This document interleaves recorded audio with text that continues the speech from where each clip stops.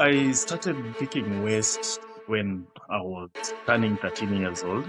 Just like many other uh, kids my age then that were also doing the job, we shared like one common reality that we came from a background where we could not afford like very basic needs of a human being. Like we could not afford a good shelter, we could not afford food, or we could not afford healthcare, and such extremes push you to a position where you have to find some way to eat. The people solving our waste crisis are the same ones we've rendered invisible. We talk about them a lot, but we rarely see them on stage when we discuss plastic pollution. That's why I wanted to record this episode today. I'm speaking to Chweya, who started waste picking at 13 years old. Not by choice, but because he couldn't afford food, shelter, or education. Today, he's the first president of Kenya's National Waste Pickers Welfare Association, representing over 36,000 people who collect the world's recyclable waste. I was deeply impressed when I first joined because he was on stage for the World Economic Forum and he was so eloquent in the way how he described the problem that I've rarely seen ever before, and this will shine through in this episode. Before we go into that episode, I want to shine a bit of light on what you can expect. Here's what most people don't know. While brands celebrate their recycled content and municipalities avoid investment, waste pickers work basically without payment, without healthcare, breathing toxic fumes from burning landfills. In Kenya, they're called chokora, which means those who eat from the bin. In this episode, John reveals the hidden economics of informal waste collection, where aggregators decide prices, where customers at the top of the pyramid extract 80% of the value, and where those doing the actual work wake up at 5 a.m. just to survive. This is from fighting incinerators in Nairobi to demanding recognition in global plastic treaty negotiations. This is the story of what just transition really means when your livelihoods depend on what others throw away. This isn't about waste management, it's really about seeing the humans behind the system we all depend on. I'm very happy to have John on today. So without further ado, let's jump right in. Hi, John. It's a pleasure to have you here today. Thank you. Thank you very much, Joel. It's a real pleasure to talk to you again and to see you. Real pleasure. Last time we spoke was in Geneva for the INC 5.2 negotiations. And I was very happy to see you, even though we didn't know each other, because I've observed that at many of the circularity events, there's a great talk about the informal sector. And I think also rightfully so, because if we can trust the numbers, roughly 60% of waste is collected through informal or so-called informal systems. But very rarely on these occasions is there a voice given to informal waste collectors. And maybe you can quickly introduce yourself and then it becomes evident why we're speaking today. Thank you very much, Zaid. So my name is John Chweya. I'm the past president of Kenya National Waste Pickers Welfare Association, which is basically an umbrella or a unity of waste pickers within the boundaries of Kenya that is basically meant to represent the rights and welfare of waste pickers. And when I talk about rights and welfare, it's like outrightly because there has been a very massive ignorance towards the role, the historic depth, and the needs and welfare of the people that have been actively 24 hours working towards solving the crisis of not only waste, but also the plastic menace. Waste pickers are literally a group of individuals that live by and are putting their lives, like literally putting their lives on the front line in battling the situation of plastic pollution. It is we saw the need for championing these voices, for making sure that not only policy, but also law and the people, the public, the policy makers, the politicians also get to know that we are the frontline communities and we are the people that have been dealing and managing this menace without any support, like with almost zero support. So that is where we draw the line. And what I find so interesting about you is you're not a hired gun for an association or anything. You speak from lived experience, right? Can you take me through your own lived experience? When did you start with waste picking? What did a day in your life look like? So I started picking waste when I was turning 13 years old, just like many other uh, kids my age then that were also doing the job. We shared like one common reality that we came from a background where we could not afford like very basic needs of a human being. Like we could not afford a good shelter, we could not afford food, or we could not afford health care. And such extremes push you to a position where you have to find some way to eat. And that is how, like myself, within my community in Kisumu, Kisumu is a city in the western side of Kenya, I did start uh, collecting cans. I actually started mostly with scraps and cans because there were a lot of people like using metallic cans and just throwing them on their backyards, and those a bit had value. Then back then there was still not much plastic, and through the years I've seen how the waste ecosystem has also evolved with a lot of things that used to be like packaged in glass and cans and metals to being evolving to plastic and more plastic. So then I started as mostly collecting cans and metals. Over time, I ended up in the landfill because in the landfill in Kisumu there was a lot of food waste going there. So almost all the waste pickers working within the city would converge to that very same place because we knew for sure that there was this truck. We called it United Truck. United is a very big bakery in Kisumu. Always bring like the deformed and the bread that did not qualify to be in the shelves. They will always come to dump them there. So all the waste pickers will converge there. And that is also what actually inspired a few years later, inspired and helped me start organizing West Speakers because I was there with them. We all knew each other as a family, and we were also facing the same discrimination and judgment from not only the municipal government but also the public. Because as long as in Kenya, as long as you're working in West, you're definitely someone who is not tidy in any way because of the job itself, the nature of the job. And there's this very derogatory term called chokora. So everyone would like call what we were doing as chokora. Chokora is basically stands for someone who eats and lives from the bin. And it was kind of demeaning and derogatory. So at that particular point, one trend that was there was that we found solace within ourselves, and we also saw each and every one of us as family. And that also was a very good basis to which I saw that we needed to like legally start organizing and start engaging not only with the municipal government, but also telling the public that the work that we are doing is something very crucial because from my assessment, I could already see that the public and the municipality was appreciating the job that we were doing, but not the people that were doing it. And then also over the years coming, I started interacting uh, with news and NGOs and campaigns about marine litter. While I think from that particular point, I could tell that there was a lot of focus just on the marine litter, but not the actual human behind uh, solving the situation.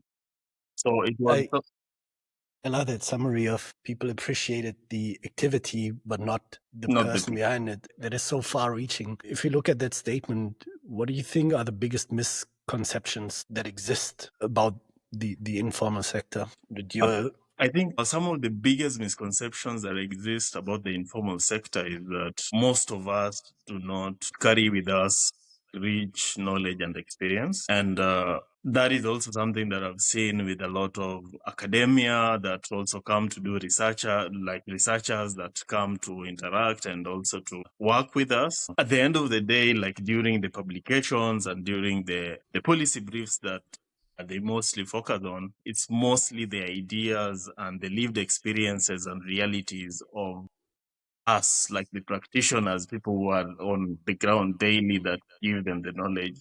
And that is also one thing that has been the disconnect between policymakers and what is actually meant to be a solution on the ground.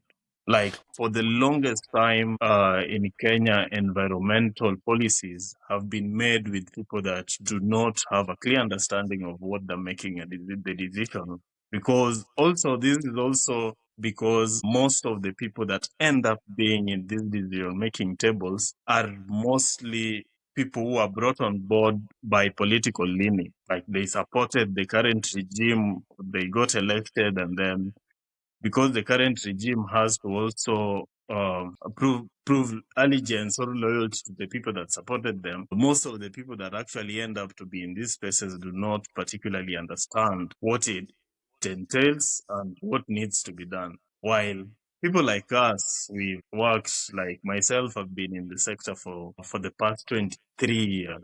That's in 23 years of working and interacting with the same thing. That is the story, like very rich historic experience. While I know people that when I was getting in the sector as a child, there were already people that were like adults and they had been doing the same job for like more than 10 years. And to build understanding, because I also see this, right? There's this disconnect between what happens on boardroom levels at big companies. Then we have political think tanks that inform, hopefully also an ambitious treaty. Can you shine a bit of light on how the informal sector is organized? Like, what are the different activity levels? How far does it reach? How do you operate? So How did you operate? I would best talk about how my organization or how I've personally operated through the years of organizing. So there's on the national aviation represents three categories of waste pickers. So in these three categories, there's the ones that pick at the street level, just walking with a sack on their back and collecting discarded packaging material that are valuable in the streets and mostly in the bus stops that are like more prone to having people, a lot of people within a very small space and discarding things. There's those that collect household waste from middle and low income areas where mostly, especially in the global south, municipalities would not invest or cannot invest in doing the household collection. So there's a lot of waste pickers doing this and also like getting some sort of small income from it. That is also the category where I have worked the longest because it's more like a verbal agreement between us and the households to which we collect from. So they would pay like a very small stipend for collection, and then we would add to selling whatever that is recyclable from their waste. And then there's the last category of those that live and work in the landfill, where all the waste normally end up. So they just sort when the trucks come in the landfill dumps, then they sort from the trucks and reclaim what is valuable. So in these categories, you notice that one is that none of us is normally assured of what you're going to get on that particular day. Like the earliest you wake up, that would put you in a bit higher chance of getting more recyclables. So this basically puts almost always speakers in a position where you have to wake up very early in the morning. Very early to the point that I remember there's a lot of years that I would wake up not later than 5 just to be out, 5 a.m., just to be already be out and already be like checking places where I need to be at. There's also the aspect of exposure where you are working and interacting more with commodities that are discarded, some of which, as we've come to learn years later, that are toxic. Like we know that there's a lot of chemicals that are used to make plastic, yet there's thousands and thousands. Like in Kenya, there's more than 36,000 waste pickers. All of these people are interacting with with the plastic, not necessarily having a clear understanding of the impacts or the chemicals that they have to interact with on a daily basis. And one thing that is also there is that fast forward in 2020, when I was elected the chairman of the National Aviation, it came to me that there's something happening in the landfill that is not happening anywhere else to our colleagues, that there were more and more fatalities and more health implications at the landfill more than anywhere else. But one thing that was also there in the landfill more than anywhere else is that the landfill in Kenya and a better part of Africa are always smoking. Like there's always smoke 24/7. And there are people living and working there. And over the years, I also came to learn that whatever is normally burning there is normally single-use plastic.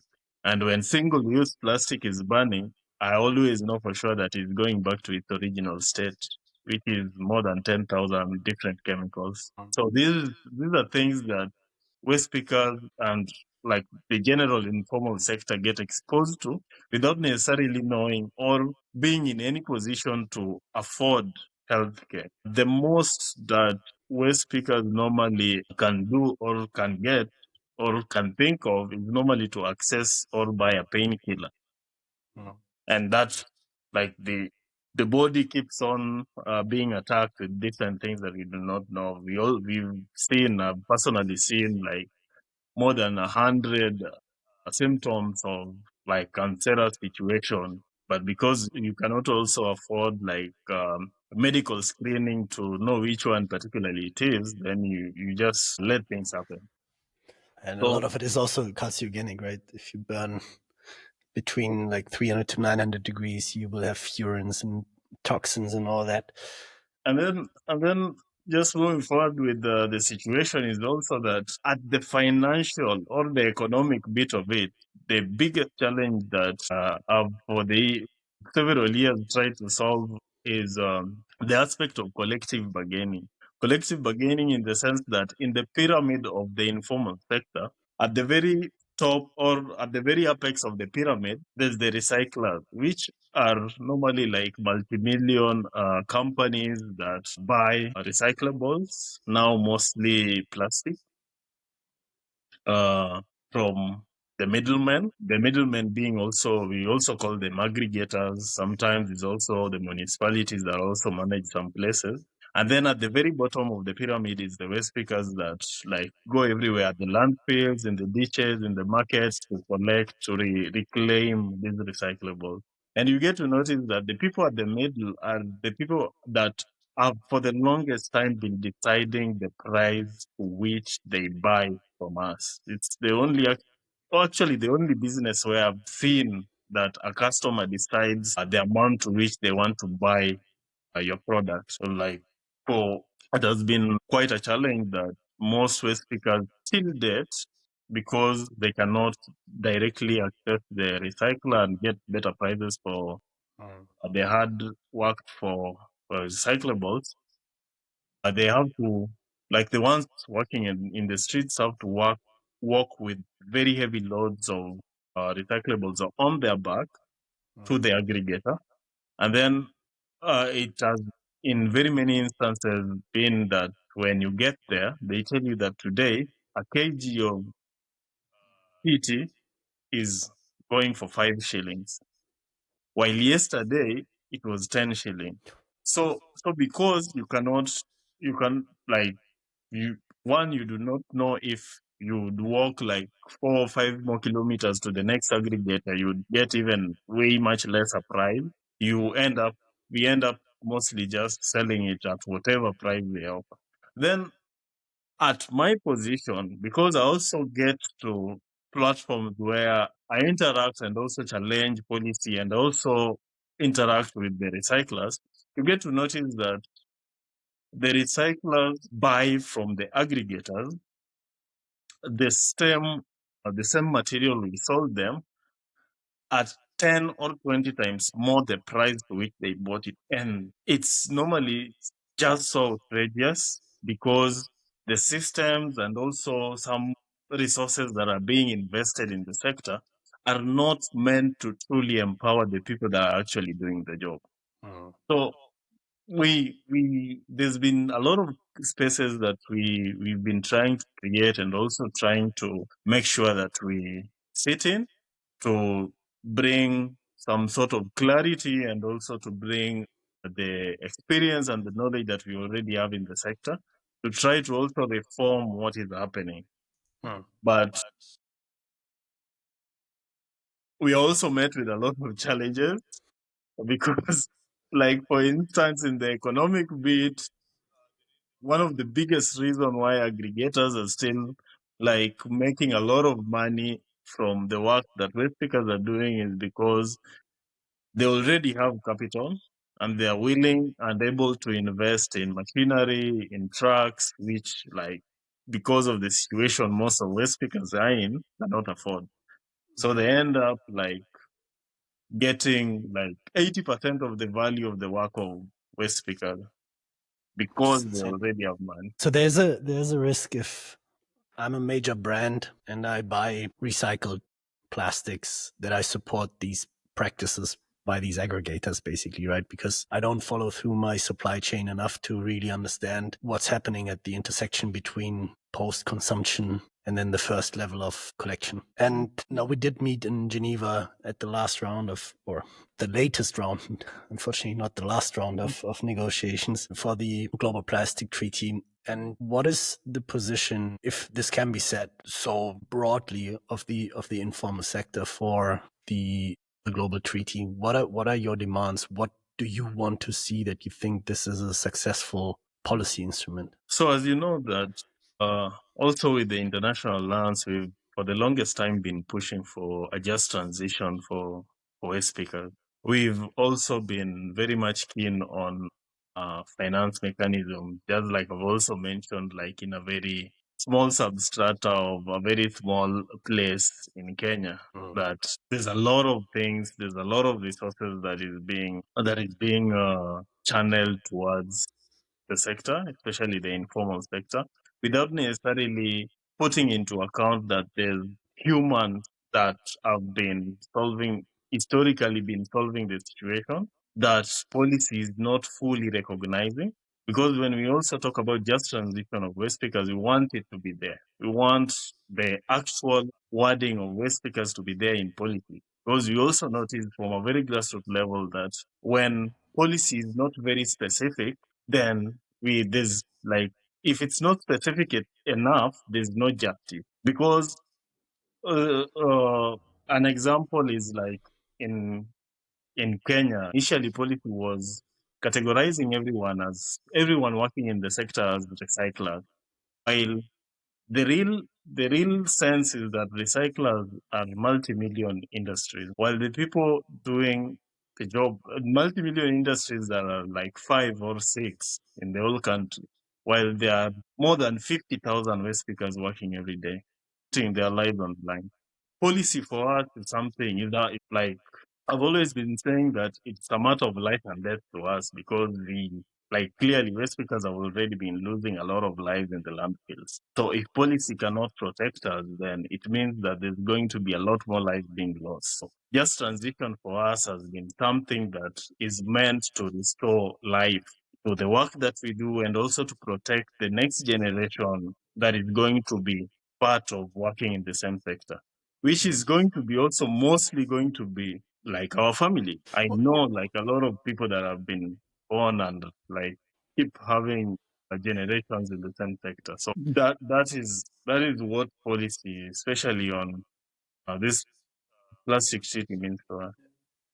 I think the term just transition is quite abstract. What would it mean concretely? What would a just transition look like? A just transition for us would mean that one, waste speakers would be recognized for the work that we do, will be paid for because what we are doing is service. And as it is now, especially in the global south, there's no state or government that is recognizing or paying the service that we are doing. In real sense, we're speakers are leveraging most of these municipal governments. If we were not working, it would mean that they would invest in a lot of personnel to do the work that we are doing. They would invest in a lot of trucks, machines to do what we are doing. Yet we do it with no medical cover, with no social security or anything, with no payment. So one thing that has to be there that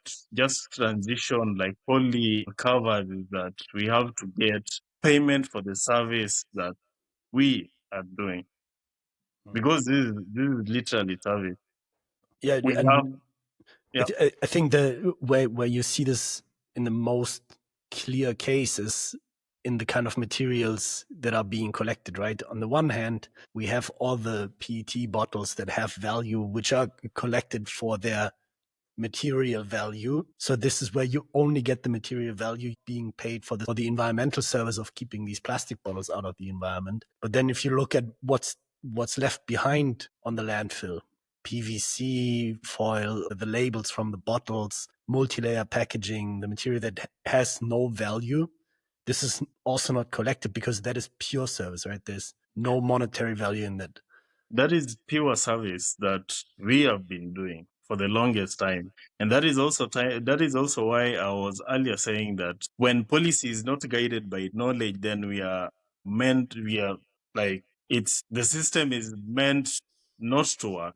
And the people that also carry with them the historic knowledge of what is actually happening on the ground is us. So that like such interactions puts us in a very good position to also interact with producers. And interacting with producers would also mean that we can well advise on the designing of their packaging material. We know for sure that if whatever is coming to the public or to the markets is something that is only going to have a linear life and end up in the landfill and eventually burn and kill uh, some of the people working in at the landfill. Of course, it's not that we want to work in the landfills, but these are these are places where the systems that are prevailing have pushed most of us to work at. And we also know that there are solutions, there are better options, and these better options can be well aligned with policy. I'll quickly mention to you in 2021 there was an interaction that we were having at Nairobi, and we invited some of the municipal environment officers to Dandora. And most of them were surprised because, like, these are people that have been making a lot of intervention on environmental policies in the municipality, yet have never been to the landfill. And it was the first time that they were interacting with, like, so many people working in a place that they see and feel is filled. So these are the very same people that are sitting in policy tables and making decisions that affect our realities without necessarily knowing what these realities look like. So if we are there, then we bring knowledge and we bring data to policy. And that I would I would say that has been one of the biggest achievement that West speakers globally have made to bring lived reality into this policy making process, which otherwise would not uh, have been very effective.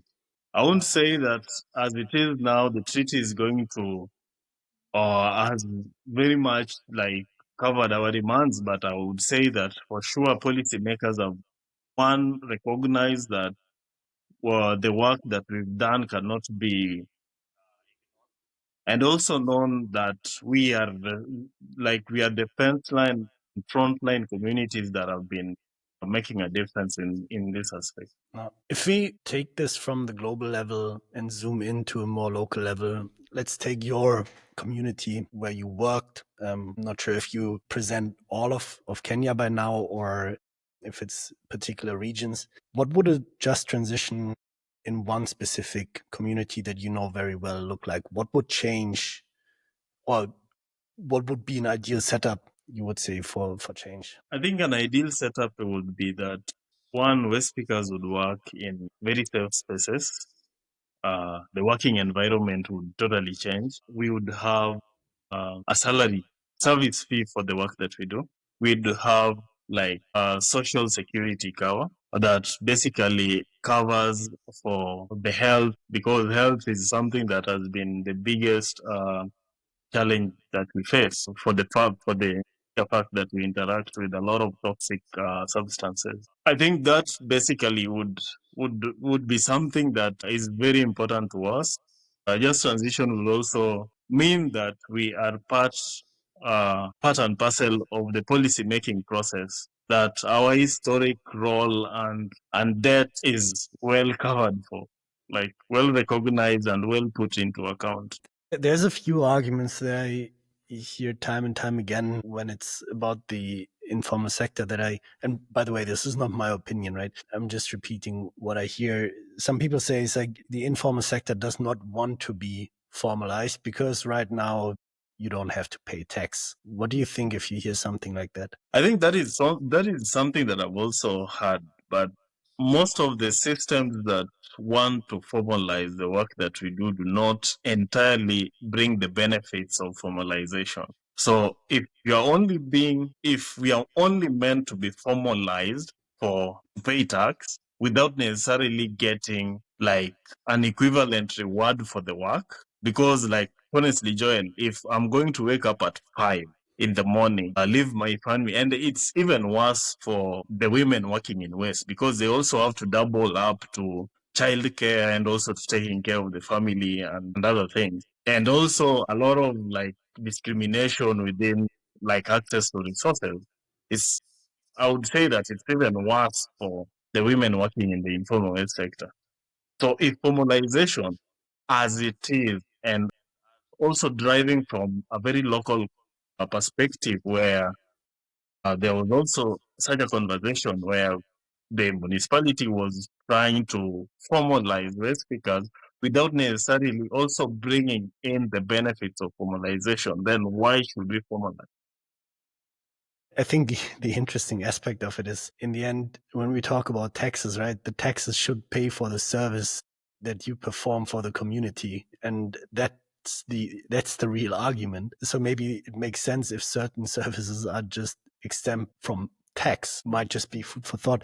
The other argument that I here sometimes is something that you just touched on, right? There is a certain flexibility that comes with waste picking, that you can wake up at 5 a.m., you can have family, and you go. And this is then also often used as an argument where people say it's like, yeah, but it's colonial thinking almost to put people into this shift behavior. It's like maybe that's just the way how things work. Maybe they want to work from 5 till 9 in the morning and don't want to have a standard work day that starts at 9, ends at 5, for example. What do you think if you hear such an argument?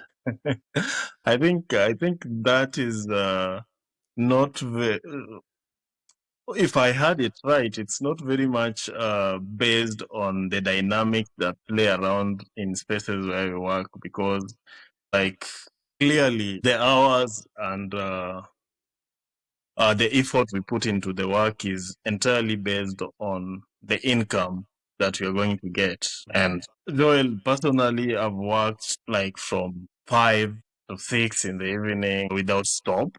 I know a lot of people who still do that. And I know a lot of people that would put a lot more effort into working in better or safer spaces with a good pay. So I generally don't think that it's in any way a colonial concept, or I think it's just how the system is pushing most of us working in the informal waste sector to operate. The system is pre-designed not to very much also integrate and reward the the work, the hours that we put into the job itself. No, I'm very happy that we could clarify these points because yeah, sometimes also things like you can find arguments against everything, and it's a bit, or it always sounded a bit like nonsense to me. So I'm very happy that my intuition wasn't completely off.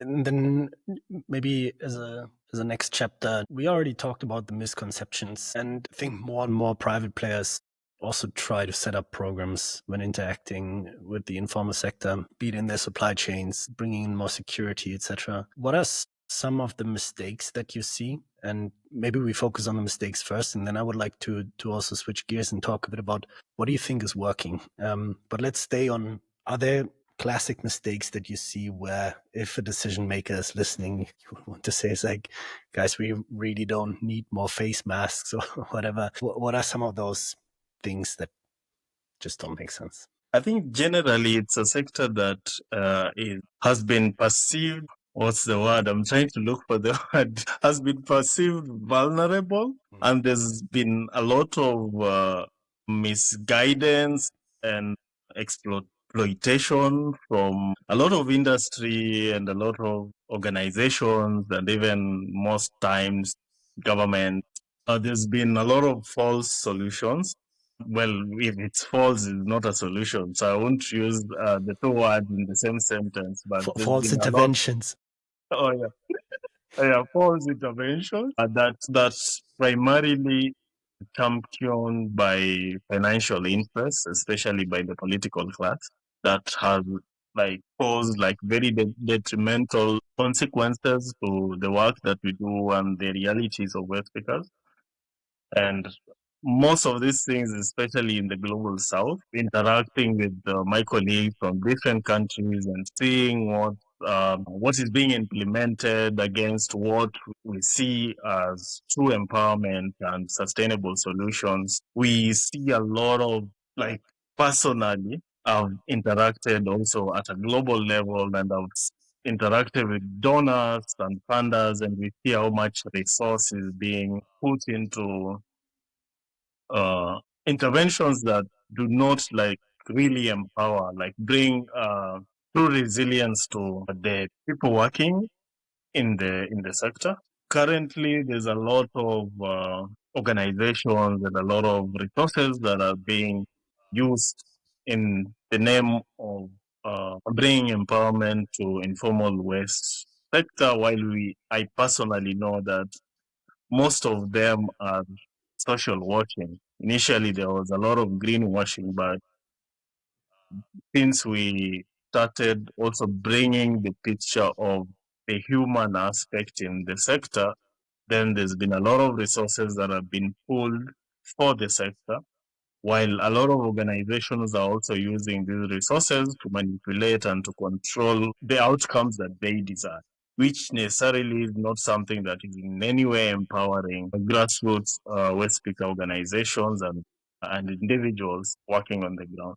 So I would just say in general that there's a lot of things and a lot of resources that the organizations and governments are setting up systems that do not particularly empower or sustain better living standards or bring solutions to the work that we are doing, keep their organizations or their activities running. Interventions like incineration are, we know that these are false interventions. And 2 years back, there was we almost had an incinerator in Dandora, in Nairobi, where the governor was coming to the site and telling locals and the waste pickers there that the incinerator is going to supply the area with warm water, and that it's going to be beneficial because the waste is going to reduce, not necessarily also pointing out the interests that were there in setting up the contract with a Chinese farm, and also like the impacts of incinerators being installed in such a place. So generally, the different layers or different levels of false interventions, and I think it's more of a burden for people like us that already interact with this type of knowledge, that you know that this is happening, and sometimes you're not very much in a position to to make a meaningful engagement to stop it. Sometimes the people that are pushing it already have a lot of resources, like most of which are industries. We know for sure that today, especially the plastic or the fossil fuel industries are multi-billion industries and they can afford to do anything. Even in the treaty process, you see that they can afford to have as many representatives to also defend their interests there more than the states and the lobbies against them. So uh, it's a mess, and it's a mess from a very ground level to a very top level, and that is why I call it social washing, because it's a mess that is playing with people and playing with a lot of people's lives. Yeah. That's interesting. I do have a follow-up question on the incinerator part, because earlier you said, right, these landfills are typically on fire, and at the same time, not everything from a landfill is reclaimed because not everything has value. What would be the right intervention for you when it comes to the non-recyclable items? Because that's a problem that we see a lot with cleanup, where there is basically only bad solutions to deal with non-recyclables. I think one of the sustainable intervention would be, as I mentioned before, having like a knowledge-based approach where the producers change the design bit, and the design of their packaging is something that should also be guided by policy. And you notice that because the producers are in the industry world, they lobby well with the politicians that eventually make laws. Like we know that plastic bags were banned in Kenya, yet in the landfill there's still a lot of plastic bags that are there. We know that single-use plastic is something that is not in any way valuable, and we know the impact. We know the impact of it, and it's always burning there. And we've shared this information, yet it's something that is still growing. And Joel, over the years, growing exponentially. Like today, if you walk in any supermarket in Kenya, you'll notice that even things that were never even packaged in the first place today is being packaged with plastic. Like you go to a supermarket to buy apples, you'll find like they are already packaged in plastic. We don't need the plastic that is not recyclable in the first place. So, in real sense, what I've come to know is that these people are found a very good way of selling what is not actually in the demand list of a lot of people. Like if you go to buy an apple, you did not need the plastic, but the value of the plastic, the value of the packaging is added onto the apple. So plastic is forcefully being sold to you without necessarily knowing. But then again, there's a lot of people. So the fossil fuel or these particular industries, especially these that are manufacturing single use, they are making a lot of money, and that's a lot of money that they're making. They will use it to make sure that the policy protects them. Yeah. So they have the more powerful lobby. Maybe that we can also end on a slightly higher note. What are things that you think work? I think there's a lot of things that work, particularly in different fronts. So, do you mean that just work generally in the sector? That you think are positive changes that happened over the past years? Because you've been in that role now for almost 4 years. What are you proud of? What are things that you think are going in the right direction? I think one thing that for sure is going in the right direction globally is the recognition of the integral role that waste pickers and the general informal sector have played towards uh, curbing the situation of pollution, plastic pollution to be specific, and also the recognition on a global level, uh, the need to also protect the realities and livelihoods of West Africa. So I think generally that is something that for me, uh, I am proud to also be part of a team that have made a difference with that, because 20 years back, we were not even seen as human beings. And today, like, if someone like myself can be in a global platform and also talk to policymakers, that is a very big mileage. And also to see in different ways some of the ideas and some of the realities and knowledge that we carry with us also being published into policy brief and also being talked about by very high profile policymakers. That is a big achievement for us, of course, and also because of the support of a lot of other CSOs and NGOs and also the media fraternity. I think that's certainly something to be proud of. Congratulations on that. And then my final question to you, what is the one question that nobody asks you, but that they should ask? Do you have an answer to that? That's an interesting one. Well, how do you manage?